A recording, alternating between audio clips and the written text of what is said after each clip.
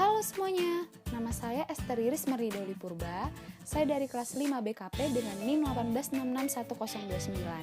Saya mahasiswi dari jurusan akuntansi, prodi keuangan dan perbankan, Politeknik Negeri Samarinda. Kali ini saya akan menjelaskan tentang hukum dalam perjanjian. Selamat menyimak teman-teman. Nah, sekarang kita masuk dalam pengertian perikatan. Apa sih perikatan itu? Perikatan adalah suatu perhubungan hukum antara dua orang atau dua pihak berdasarkan mana pihak yang satu berhak menuntut sesuatu hal dari pihak yang lain dan pihak yang lain berkewajiban untuk memenuhi tuntutan itu. Sedangkan apa sih itu perjanjian? Perjanjian adalah suatu peristiwa di mana seseorang berjanji kepada seorang lain atau di mana dua orang itu saling berjanji untuk melaksanakan suatu hal. Dari peristiwa ini timbullah suatu hubungan antara dua orang tersebut yang dinamakan dengan perikatan. Perjanjian itu menerbitkan suatu perikatan antara dua orang yang membuatnya. Dalam bentuknya, perjanjian itu berupa suatu rangkaian perikatan yang mengandung janji-janji atau kesanggupan yang diucapkan atau ditulis. Nah, sekarang kita masuk ke dalam sumber-sumber perikatan. Jadi sumber perikatan itu ada dua. Yang pertama perjanjian dan yang kedua undang-undang. Perikatan yang timbul karena perjanjian ialah di mana kedua pihak debitur dan kreditur dengan sengaja bersepakat saling mengikat diri. Dalam perikatan mana kedua pihak mempunyai hak dan kewajiban yang harus dipenuhi. Pihak debitur wajib memenuhi prestasi dan pihak kreditur berhak atas prestasi. Sedangkan perikatan yang timbul karena undang-undang, hak dan kewajiban debitur dan kreditur ditetapkan oleh undang-undang. Pihak debitur dan kreditur wajib memenuhi ketentuan undang-undang tersebut. Undang-undang mewajibkan debitur berprestasi dan kreditur berhak atas prestasi. Kewajiban ini disebut kewajiban undang-undang. Jika kewajiban tidak dipenuhi, berarti pelanggaran undang-undang. Selanjutnya kita masuk ke dalam macam-macam perikatan. Macam-macam perikatan yang pertama ialah perikatan bersyarat. Perikatan bersyarat adalah perikatan yang digantungkan pada syarat.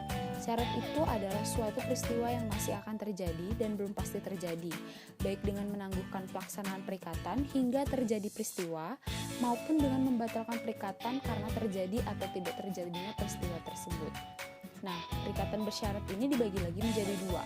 Yang pertama, perikatan dengan syarat tangguh. Apabila syarat peristiwa yang dimaksud itu terjadi, maka perikatan dilaksanakan. Jadi, sejak peristiwa itu terjadi, kewajiban debitur untuk berprestasi segera dilaksanakan. Yang kedua itu, perikatan dengan syarat batal. Maksudnya adalah jika perikatan yang sudah ada akan berakhir apabila peristiwa yang dimaksudkan itu terjadi. Macam-macam perikatan yang kedua adalah perikatan dengan ketetapan waktu. Maksudnya adalah pelaksanaan perikatan itu digantungkan pada waktu yang ditetapkan.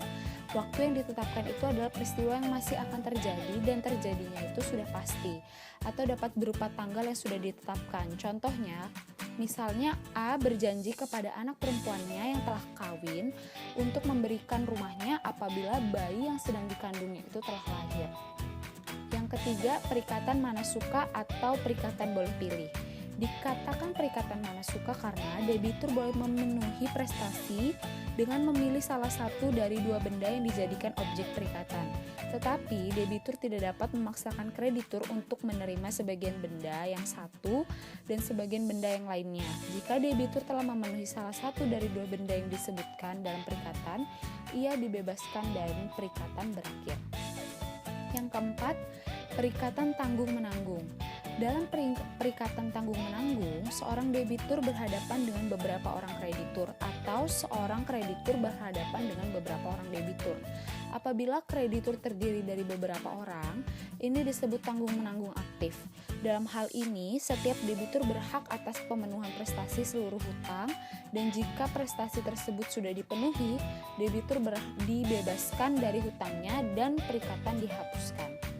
Yang kelima, ada perikatan yang dapat dan tidak dapat dibagi. Ini mempunyai arti apabila dalam perikatan itu terdapat lebih dari seorang debitur atau lebih dari seorang kreditur. Jika hanya seorang kreditur saja dalam perikatan itu, maka perikatan itu dianggap sebagai tidak dapat dibagi.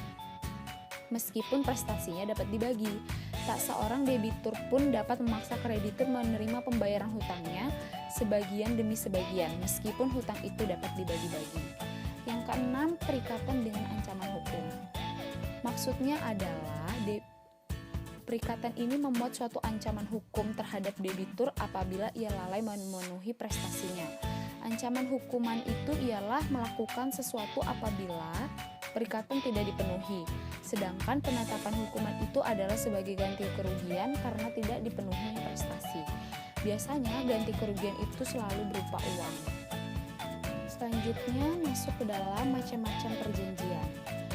Macam-macam perjanjian yang pertama adalah perjanjian timbal balik dan perjanjian sepihak. Perjanjian timbal balik adalah perjanjian yang menimbulkan kewajiban pokok bagi kedua belah pihak. Contohnya seperti perjanjian jual beli, sewa menyewa, dan tukar menukar. Yang kedua ada perjanjian cuma-cuma dan perjanjian atas beban. Pengertian percuma adalah suatu perjanjian di mana pihak yang satu memberikan sesuatu keuntungan kepada pihak yang lain tanpa menerima suatu manfaat bagi dirinya sendiri.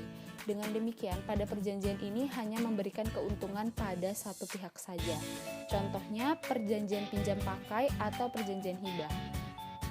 Yang ketiga, perjanjian bernama dan perjanjian tidak bernama. Pengertian perjanjian bernama termasuk di dalam perjanjian khusus, yaitu perjanjian yang memiliki nama sendiri.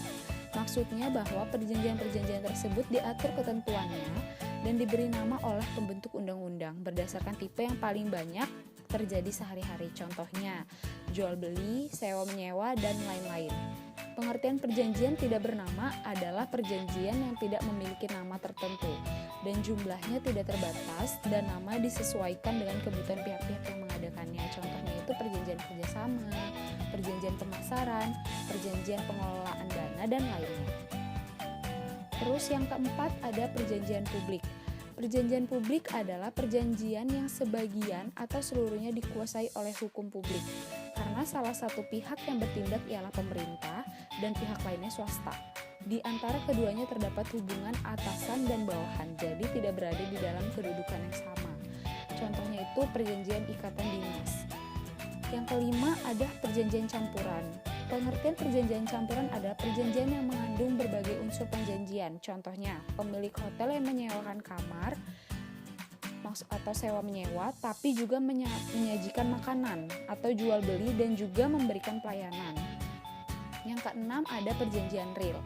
Adalah perjanjian di mana ada persetujuan kehendak, juga sekaligus ada penyerahan nyata atas nama barangnya.